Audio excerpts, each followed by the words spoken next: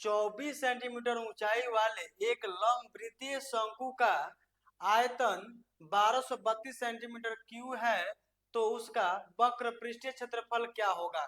मतलब आज हम लोग शंकु के बारे में पढ़ने वाले हैं और उसका आयतन दिया है, तो पृष्ठीय क्षेत्रफल ज्ञात करना है। देखिए ये शंकु हो गया, ये क्या हो गया जी, शंकु हो गया। आप लोग जानते हैं कि बर्थडे पार्टी में चाहे कोई भी कुल्फी टाइप का होता है वो शंकु होता है। और देखिए ये हमारा यहाँ से यहाँ तक ऊंचाई हो जाता है, मतलब ये हमारा यहाँ से यहाँ तक तिरछी ऊंचाई है, जैसे एल से सूचित करते हैं। ये हमारा दिखाई दे रहा है, ये एच होता है, ऊंचाई होता है। यहाँ से यहाँ जो दिखाई दे रहा है क्या है, त्रिज्या है, ठीक ना। और इसमें क्या कर रहा है, 24 सेंटीमीटर ऊंचाई दे रहा है, यानी ये दे रहा है यहाँ से यहाँ तक ऊंचाई दे रहा है कितना सेंटीमीटर जी, 24 सेंटीमीटर दे रहा है, ठीक ना। और क्या बोल रहा है, शंकु का आयतन, यानी सबसे पहले हम लोग शंकु का आयतन निकालेंगे। तो शंकु का आयतन क्या होता है, शंकु का आयतन यानी होता है 1/3 पाई आर स्क्वायर एच होता है, ठीक ना। तो 1/3 पाई आर स्क्वायर एच अगर निकालेंगे तो 1/3 और पाई आर स्क्वायर और एच, आप बराबर में जानते हैं, बराबर में इसका आयतन दिया हुआ है 1232 सेंटीमीटर क्यूब। 1232 सेंटीमीटर क्या दिया है जी, क्यू दिया हुआ है। अब क्या करेंगे, 1/3, अब पाई का मान होता है 22/7 गुणे आर स्क्वायर, तो यहाँ निकालेंगे क्योंकि ऊंचाई दिया हुआ है, तो आर स्क्वायर यही रहने देंगे। अब गुणे ऊंचाई दिया है, कितना दिया है जी, 24 सेंटीमीटर, तो 24 सेंटीमीटर लिख देंगे, ठीक ना। अब बराबर में 1232 सेंटीमीटर क्यूब। अब जानते हैं क्या करेंगे, इसको काट लेते हैं, ठीक ना। काटेंगे कैसे, देखिए यहाँ 8 3 का 24, ये कट जाएगा 8 बार में।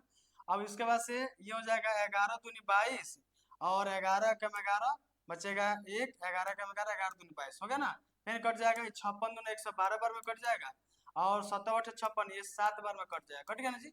अब यहाँ बचा क्या है, यहाँ आर स्क्वायर, अब बट्टा में एक 7 बच गया, अब बराबर में इधर क्या बचा है, 7 बचा है। अब जानते हैं इसको तिरछा तीर से गुणा करेंगे, क्या करेंगे, तिरछा तीर से गुणा करेंगे, तो आर स्क्वायर बराबर इस 7 से क्या हो जाएगा जी, 49 हो जाएगा।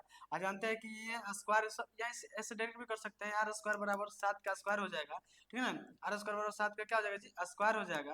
देखिए स्क्वायर से स्क्वायर कट गया, आर बराबर 7 सेंटीमीटर हमारा निकल गया त्रिज्या, यानी यहाँ से यहाँ तक त्रिज्या निकल गया कितना सेंटीमीटर जी, 7 सेंटीमीटर। अब जानते हैं क्या है, तो पृष्ठीय क्षेत्रफल क्या होता है, शंकु के वक्र पृष्ठीय क्षेत्रफल क्या होता है, यहाँ देखिएगा, यानी शंकु का वक्र पृष्ठीय क्षेत्रफल होता है, वक्र पृष्ठीय क्षेत्रफल होता है, जानते हैं क्या होता है, यानी पाई आर एल होता है, ठीक ना।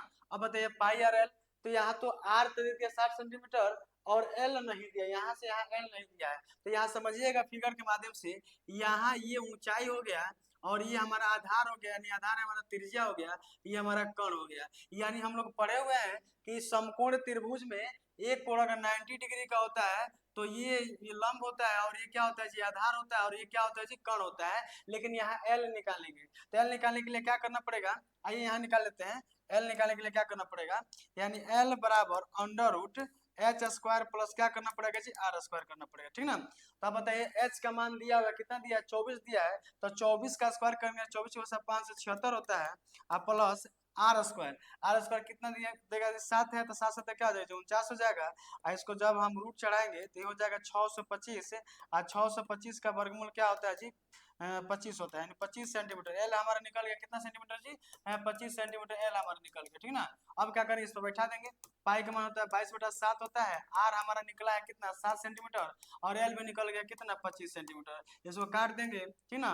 अब यहाँ गुणा करेंगे, 25 दूना 50 हो जाएगा, और 25 दूना 50 है 5 55, यानी 550 सेंटीमीटर स्क्वायर हमारा क्या निकल गया जी, इसका 550 हमारा इसका राइट आंसर निकल गया। 550 सेंटीमीटर स्क्वायर हमारा क्या निकल गया, इसका पृष्ठीय क्षेत्रफल निकल गया। तो